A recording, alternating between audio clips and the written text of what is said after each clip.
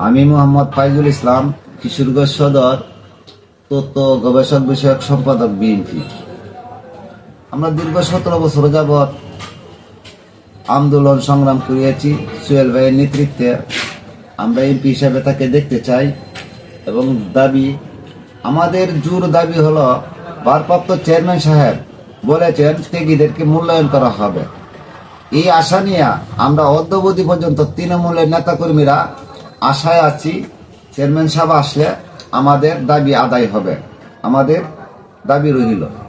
আমি মোহাম্মদ ফজলুর রহমান, সদর উপজেলা সভাপতি।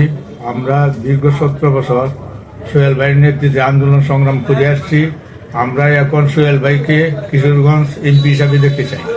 বিএনপির কর্মী, বিগত 17 বছর সোহেল ভাইয়ের নির্দেশে, তারেক রহমানের নির্দেশে, সোহেল ভাইয়ের নেতৃত্বে আন্দোলন সংগ্রাম করে আসছি। আমরা এখন একটাই জোর দাবি জানাচ্ছি, এই কিশোরগঞ্জ হোসেনপুর এক আসনে সোহেল ভাইকে আমরা এমপি হিসাবে দেখতে চাই।